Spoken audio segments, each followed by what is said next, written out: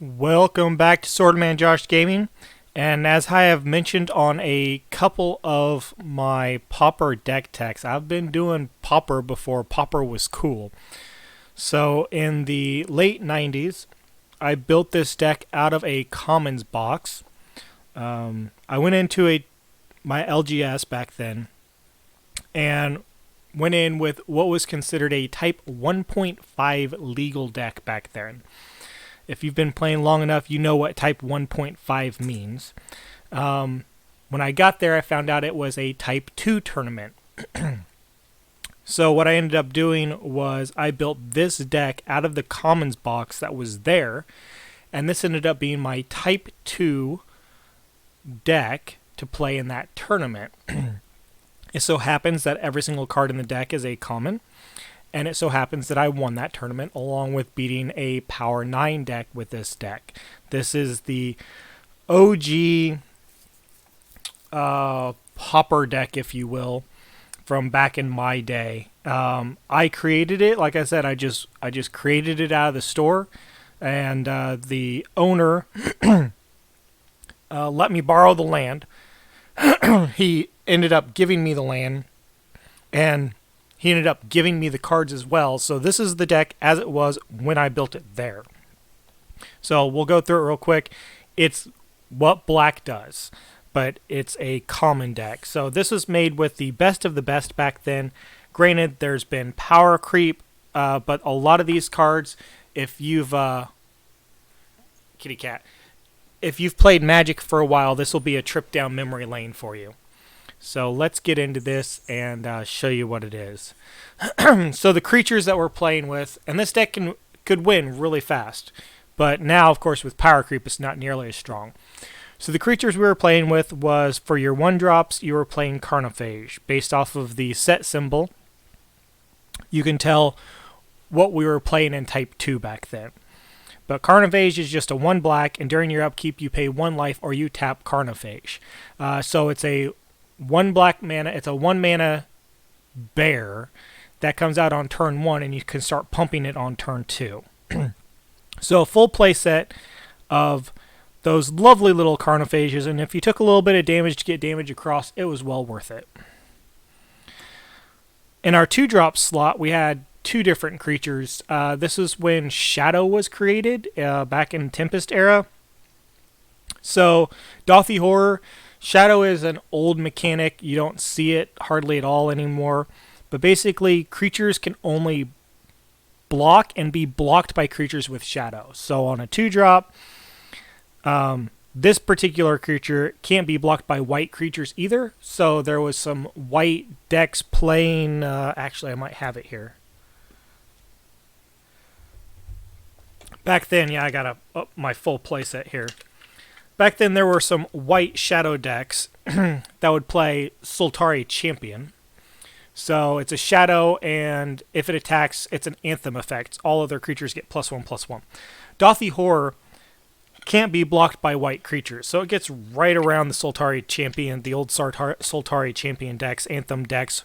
What we would consider white weenie now, we had them back then in the 90s too. But Dothy Horror, 2/1 Shadow, so if they don't play anything with Shadow, it gets through for free, and it can't be blocked by white creatures. So it's a 2/1 Shadow. We're playing a full playset of those. And you could tell these are old Ultra Pro sleeves. I mean, just super old. I have the original box that these came in also. Let me grab that real quick.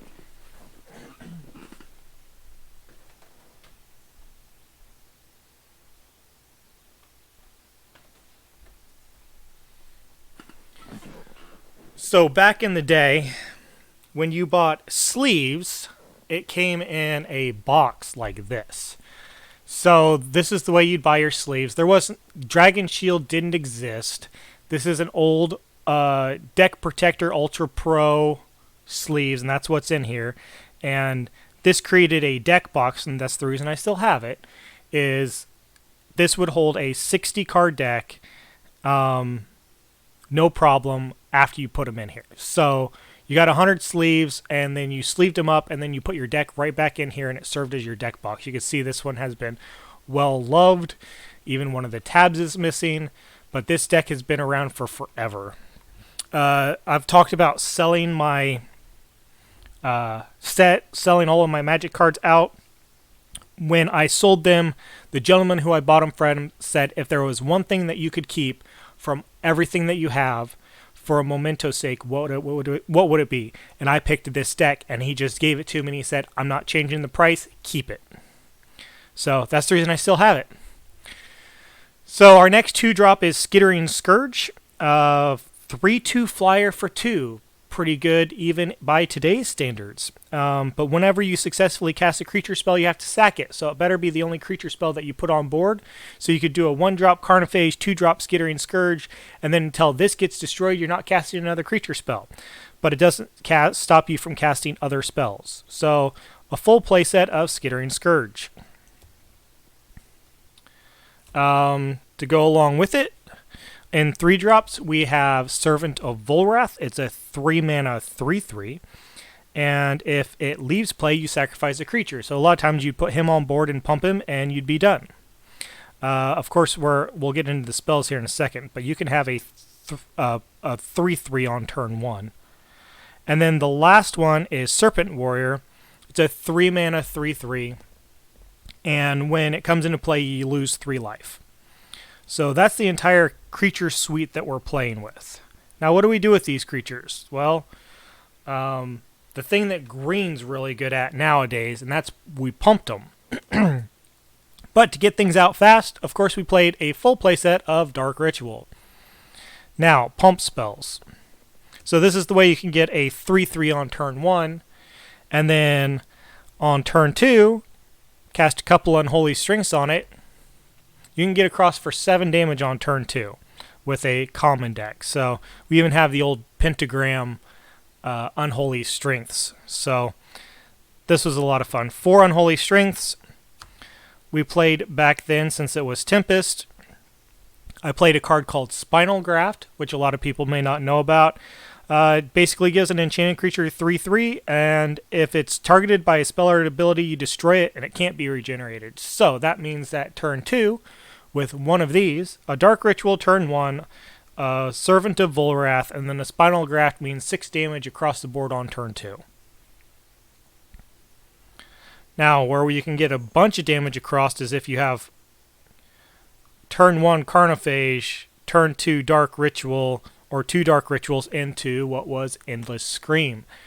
All of these, of course, are enchant creatures, so they stay on the board, but Endless Scream is an enchanted creature gets +X+0. Just +X+0. Doesn't go away. Not till end of turn. Just endlessly screaming, and works great with shadow creatures and everything else. So running 3 of those. Those were our pump spells. Now, to deal with our opponent's creatures. So that way we can continue to get damage across. Good old Paralyze. You don't see this one anymore, but there it is. Target creature does not untap during its controller's untap phase. The player may pay 4 to untap the creature, and you tap it when Paralyze comes into play. So it basically taps down a creature until they have 4. This deck, when I played it back in the day, would typically win on turn 3 or turn 4. So by the time they had enough mana out to be able to untap their creature, the game was already over. There actually, I believe there's another Paralyze somewhere. Must be in the deck box. Maybe I only played 3. I don't remember. And then, of course, 2 Diabolic Edicts. I think this may actually be the original printing of Diabolic Edict. It's just target player sacrifices a creature. So you have 5 ways of dropping down their creatures. You have 3, 4, 5, 6, 7, 8, 9, 10, 11 pump spells, an entire creature suite, and 4 Dark Rituals. I'm just telling you, the deck's old, people. Good old unlimited and revised lands. Back when the lanes actually said tap instead of had... let's see here. We can get back here. There's the tap symbol from revised and going forward. And then there's the tap symbol from 4th edition when it changed to that.